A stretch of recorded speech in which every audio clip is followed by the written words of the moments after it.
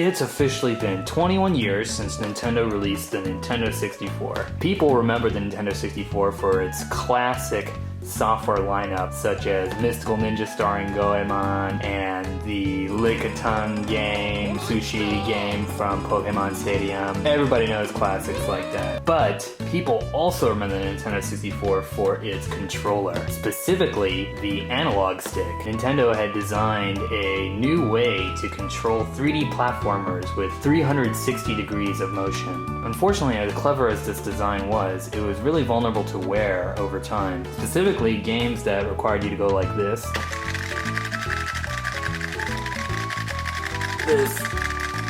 Eventually, a delicious white powder would deposit itself on the inside of the controller, and the stick itself would become kind of loose and flaccid, and you can kind of see it just shakes around. It doesn't really return to center. A lot of well-used Nintendo 64 controllers you see are going to have this kind of problem. There's a whole market for replacement joysticks on the Nintendo 64, ones that look a lot more like modern analog sticks. This is pretty much the case on most modern consoles. It's a joystick that uses two spring-loaded potentiometers.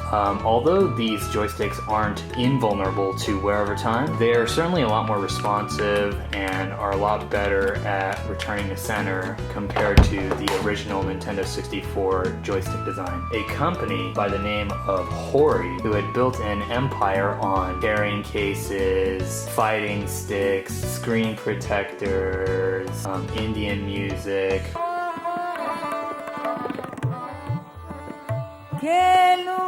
They decided to redesign the Nintendo 64 controller with a joystick more like one you would see in any modern gaming console. And so they did just that. Oh, no, that's a normal Nintendo 64 controller.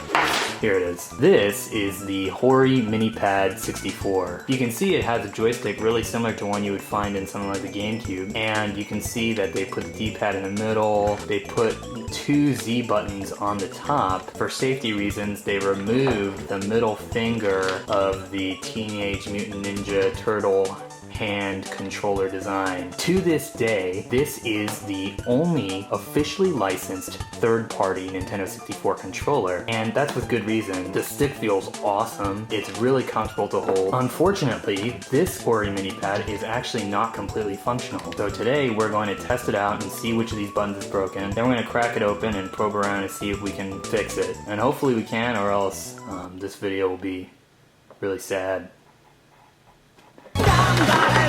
Okay. Left Z is not working.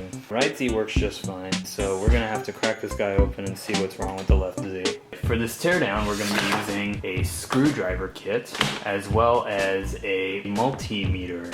Okay, let's get started. Oh, interesting. So you can kind of see here that on the bottom assembly, the Z's are on their own little assembly. Neato! It looks like these are the switches, and so of course the one that we're worried about is this guy. Either maybe there's some junk underneath this little silicone membrane, or there's something wrong with this connection. Oh, wait. You can see that on the right side it's totally connected. That's weird. I wonder how that happened. There's some other cool stuff about this controller though. Look, this little silicone piece underneath this D-pad is red. It's also cool to see this board. It says Hori on it. Hey! And on this chip, it has the Hori logo on it too. That's pretty cool. And on this chip. That's really neat. Put this logo all over this thing. I'm not really an electrical engineer, so I don't have very much else insightful to say about this. But I do know that this little blue cable here being disconnected is no good. So time to break out the soldering gun. Old Weller.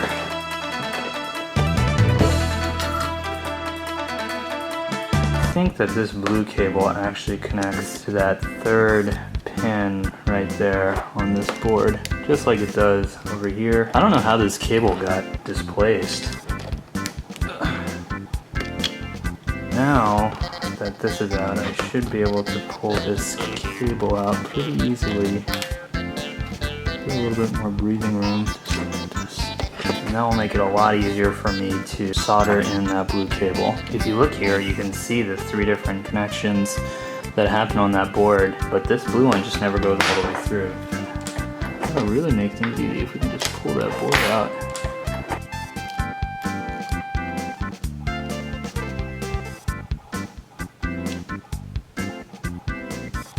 Cool. Another little hole. I can stick a little guy in there. Now, just add a little bit of solder here. Beautiful. Beautiful. Just gotta put this back in the right way. There we go. And then take our bottom half, stick it back on. Let's go test it. Alright, let's see if this worked. Oh yeah! Oh yeah, look at that. It works! Holy mackerel, it works. Look, I can do ground pounds.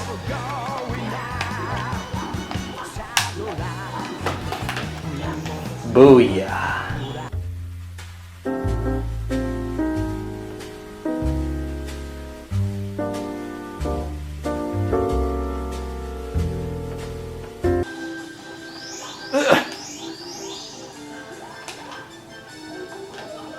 No! Get away from me! It's coming! It's coming. Come on. Yes. Okay, we don't have a lot of time. It's coming, it's coming!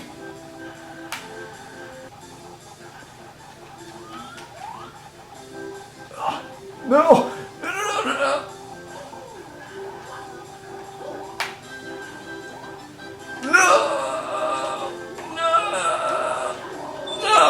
Do you guys like my streaming setup? It's pretty sick, huh? No!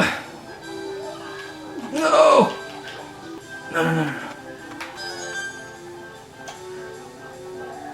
Oh. No, no, no, no, no, no. Don't have a lot of time.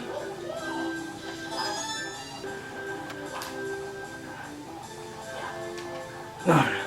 No, gosh, no.